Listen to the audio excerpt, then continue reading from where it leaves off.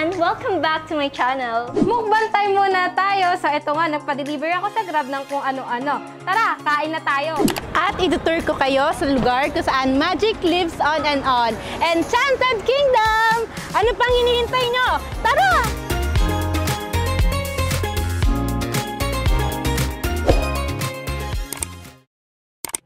Hi, I am VJ Nilzam Pondibida, the first ever summa cum laude of Benguet State University after 107 years. Ako si Sophia A. Marianao, graduate akong cum laude sa Rizal Technological University at ang papa ko ay proud sa akin kaya niya inilagay ang graduation picture ko sa kanyang grab box upang ipahayag sa buong mundo kung gaano siya ka-proud sa akin. At ako po si Joji Papiliera, cum laude and batch valedictorian of batch 2018 ng San Sebastian College, Recoletos, Canlubang, proud to run vendor at ngayon isa na pong certified public accountant. Kami ay mga edukampiyon At ito ang aming Kwentong matatag.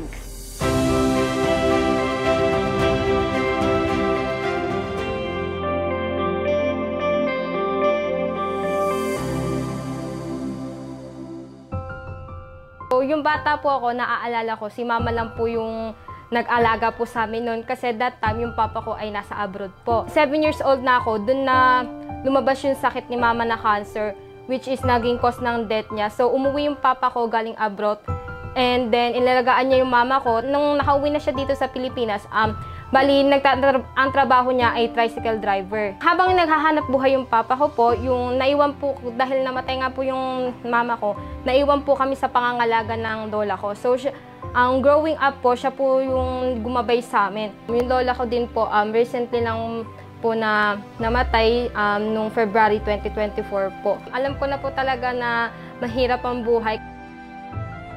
Naalala ko noon, mga around grade 5 ako noon. Isang malakas na ulan, nasa bahay lang ako, kasama ko yung kapatid ko. Samantalang yung mga magulang ko, si papa na nasa factory, at yung mama ko naman ay naglalako ng merienda. Imagine, sa sobrang lakas ng ulan, at habang natutulan, nakikita ko yung mga tulo mula sa bubong namin.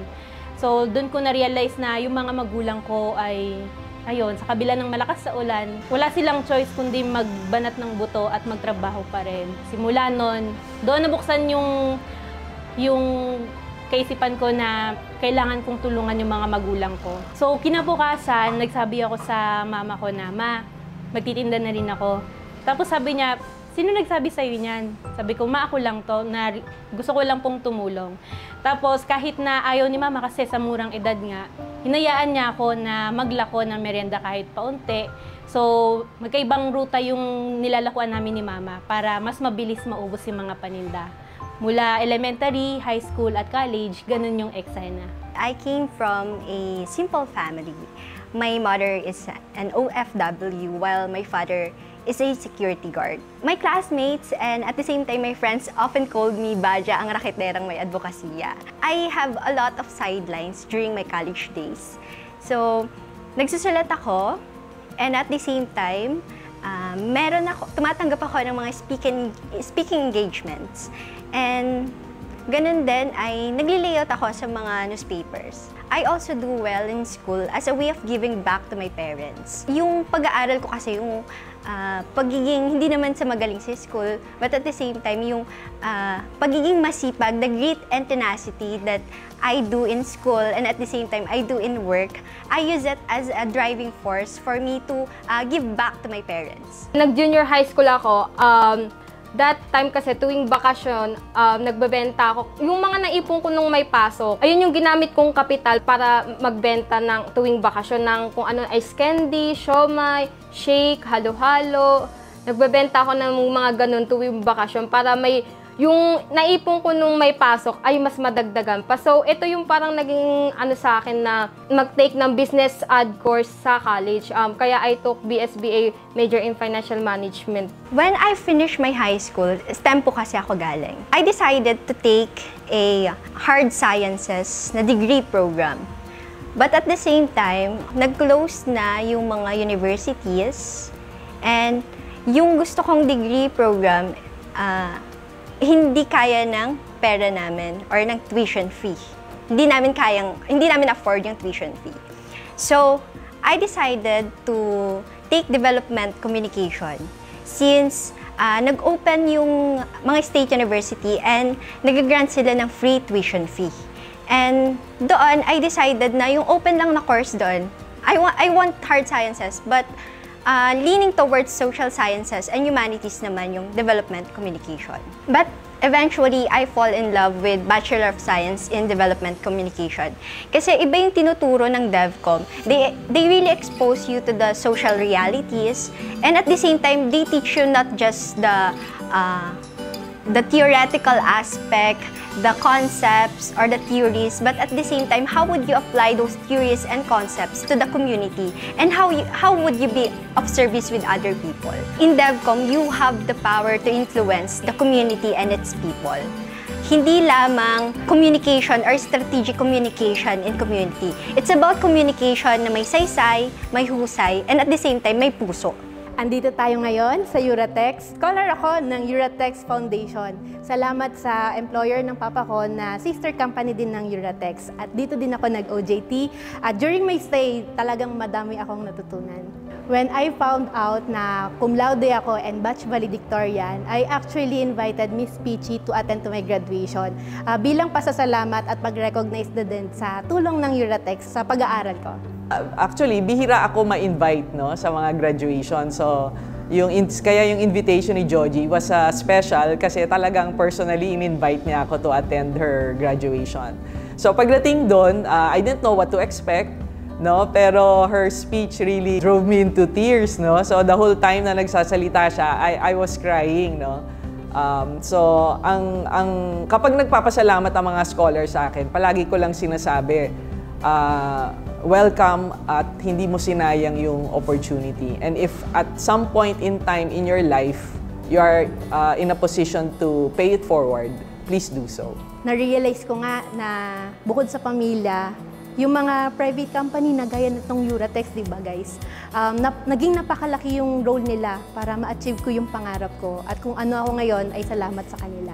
Yung about naman po dun sa nag-viral na photo ko, yung actually po, yung at first, ayoko po talaga kasi nahihiya ako, ibalandra yung mukha ko sa Ay, yung gumawa talaga yung nasa picture, tas may salitang word of Papa is, yung pinsan ko yung katulong niya gumawa ng na yun, na picture na yun, yung may proud papa na statement. Kasi ayoko talaga kasi gawin kasi nahihiya nga ako. And then, nung habang kinakabit niya na yun, sabi ko, huwag mo na ikabit. Tapos sabi ko, sige na nga, bala ka na nga dyan.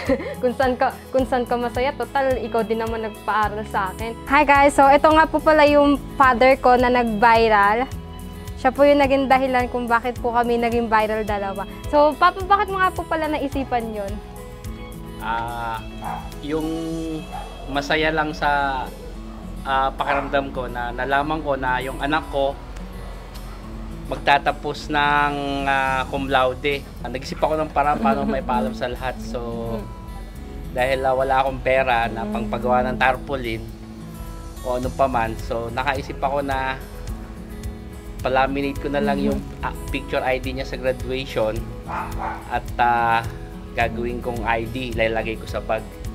At kahit saan ako magpunta, mag-deliver, makikita ng mga tao, malalaman nila na mayroon akong anak na nakagraduate na cum laude. Yun lang ang tanging hangarin ko may paalam sa lahat na may anak ko nagtapos ng cum laude. Maraming natuwa kasi nagtatanong sila sino yung nando sa litrato, sabi ko anak ko.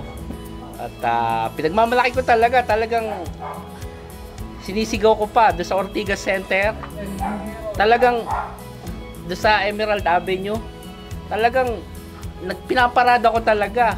Papasok ako ng mga mall, malalaking mall sa Ortigas Center. Talagang nakasuot sa akin yung ID malaki. Talagang lahat natutuwa, maraming nagpapapicture talaga, maraming natutuwa. Maraming nakaka-relate din na iba. At masaya at masaya sa pakiramdam. Yun lang. Nag-viral sa social media ang post na ito tungkol sa isang amang delivery rider. Ang graduation photo ng kanyang anak, hindi lang niya idinikit sa kanyang bisikleta, ginawa pa niyang kwintas. Nakaka-shock po na nag-viral kami kasi sabi ko, ang dami din naman mga parents na proud sa kanila pero kami pa yung naano sa spotlight na parang nabibiyayaan ng viral. Tapos masaya ako kasi mas lalong nalaman ng buong mundo kung gaano po ako kamahal ng papa ko, kung gaano po siya ka-proud sa akin po. Yung mama ko naman ay naging OFW nung college din ako. Naalala ko pa nga nung sinabi niya bago siya lumipad, anak, kailangan kong gawin to. Kasi kung nandyan ako, magtitinda ka lang din, hindi ka din titigil. Kasi gusto niya pong mag-focus ako sa pag-aaral. Pero nung pumunta na siya sa ibang bansa, di pa rin naman ako tumigil. Kasi andun talaga yung kagustuhan ko na kahit na nag-aaral ako, yung makatulong pa rin ako financially. At ang main reason talaga kung bakit siya nag-ibang bansa ay kailangan naming makaipon ng pera dahil yung tinitirhan namin ay foreclosed na. Kumbaga, yung dating nirerentahan namin, hindi na nabayaran yung amount. Pinapaalis na talaga kami doon at gusto ng parents ko na makuha namin yung bahay na yon. When I graduated, I decided to teach, but I have to give it up because gusto ko pang mas matuto. I want to learn in the fields, in the other fields. I want to experience more because my students deserve an instructor na hindi lang by the books, na hindi lang you are teaching the principles, but also you are teaching the experiences. So I have to myself, I have to keep improving. I have to give myself a room for growth and improvement in order to teach my students not just the principles, not just the concepts, not just the theories, but at the same time yung mga learnings, yung mga experiences na natutunan ko din sa field. Parang naging family business na rin namin ang paglalako ng merienda. So, sa ngayon, dahil working na ako at stable na kami financially, nakakatuwa lang na merong gaya nito na pwedeng pagbilhan pa rin ng mga merienda na dati rin naming tinitinda. Sa ngayon, yung pamilya namin, financially stable naman kahit papaano, na dati kulang talaga as in negative or deficit. Pero ngayon, masasabi ko na may kaya na kahit papaano. Kumbaga natutugunan na yung lahat ng needs namin at sa ngayon yung mga kapatid ko naman na nag-aaral. So kaya na namin din suportahan. At lahat yon, syempre sa tulong ng mga magulang ko at gayon din sa aking kahalagahan na maitawid ng maganda ang aking pag-aaral. Ang pagiging matatag ay ang pagpili na maging matagumpay sa buhay dahil sabay-sabay kayong aangat ng nakapaligid sa iyo. Ang pagiging matatag entails unlocking your own purpose or finding your purpose, using it and utilizing it to make positive change and at the same time using it to move and push forward. Ang pagiging matatag ay ang hindi pagpapatinag sa anumang hamon ng buhay. It is to fight and stand for my way, especially if it means fighting for my dreams. To influence positive change. To use influence for empowerment. To maximize influence and spread inspiration. Yan ang kwentong Edukampiyon, Ang kwentong matatag ko.